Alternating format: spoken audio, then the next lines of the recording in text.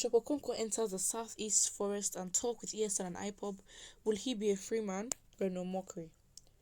Former special assistant to ex-president Goodluck Ebele Jonathan, Mr. Reno mockery has taken to his verified Twitter handle to share his views about the issue of insecurity in the country. Omokri questioned whether Bishop Mike Okonkwo will be a free man if he enters the southeast forests and interacts with the Eastern Security Network and the indigenous people of Biafra, Ipob. The same way Sheikh Gumi enters the forest and meets bandits and alleged killer headsmen at will. Wow. So his tweet actually says, imagine that someone like Bishop Michael Okonkwo enters the southeast forest and interacts with ESN and Ipob at will. Will he still be a free man? Yet Sheikh Gumi enters out forest to meet bandits and killer headsmen at will.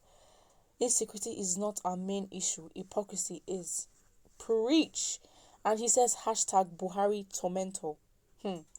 Omoki further added that the main problem is hypocrisy, as he said, and of course there are reactions on Twitter to his comment, and the first one here says, good question. That's why this country must break. True. Nigeria is a big scam full of evil leaders. Absolutely.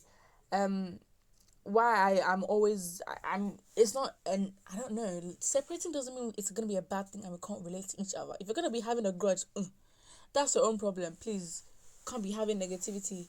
But the fact is, it's not even the politicians that are fight. Like, when the enemy is within us and our mentality, that's a whole different ideology. Like, that's a whole different battle, because we wrestle not against flesh and blood. Someone here says, I can print this in large portrait, or better still, on the biggest billboard. Hypocrisy. That is so true, because we're just so different, and us pretending to adopt one way of thinking or one way of life when we genuinely don't believe it will make us hypocrites, because we're not being honest with ourselves.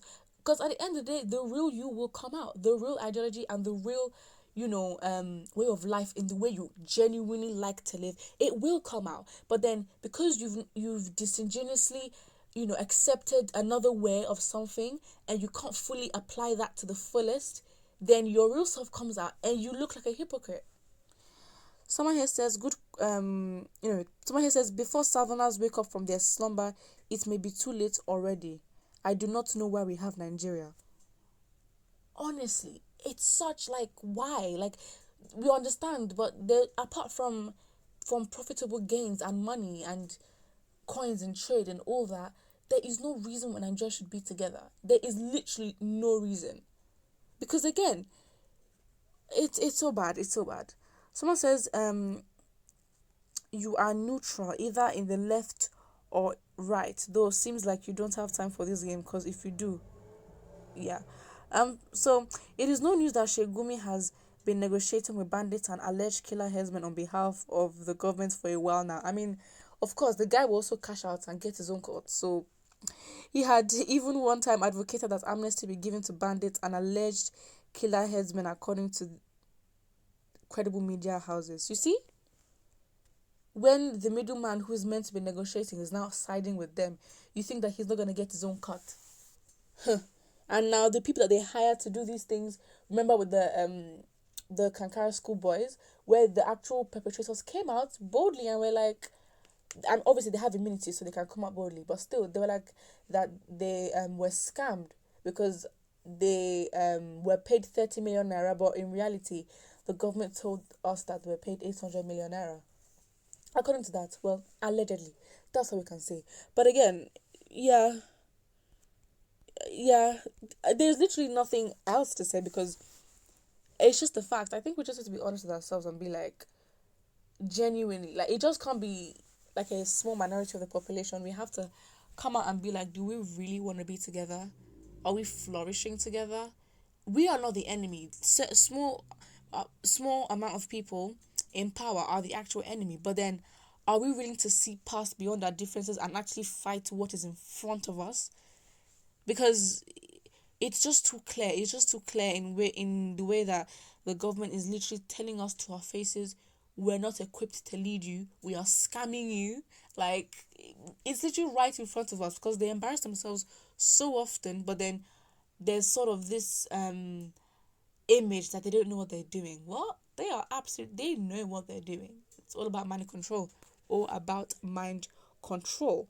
Um, yeah. So hypocrisy is a very big issue with Nigerians, and again, it just is what it is, because if you understudy like your everyday life and just how disingenuous we are and so selfish, like, ugh, yeah, it's bad. It's bad.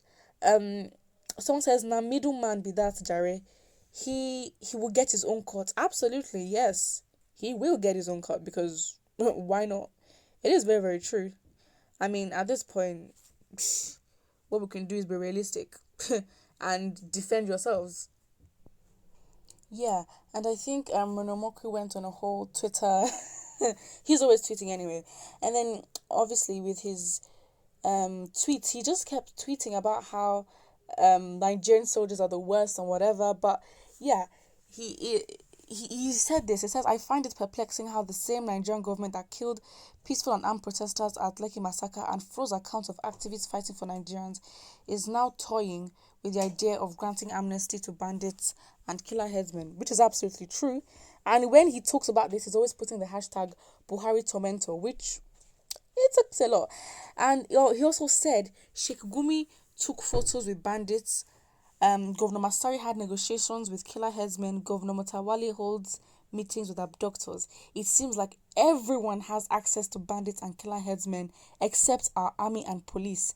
They can only find and kill ESN. Preach! That is the absolute truth. And it is. It seems like they know where they are.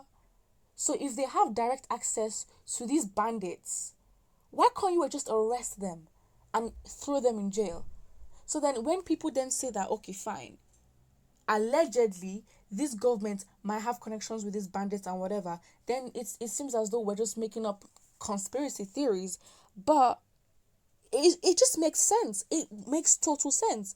Because you are literally these bandits are the hem, like, they're literally they're right under your nose, and you negotiate with them, you give them money. It's not a thing where you can't find them. You see them in forest and you can negotiate with them. What else do you want? If you had a strong army, you just go attack them, throw them in jail. That's it. It's a different thing when you can't find them. These people, you're negotiating with them every single time. And it seems as though the people negotiating with them is always the northern governors, because they know where they are. I don't understand. Put what you think about it in the comment section below, and do not forget to like and subscribe.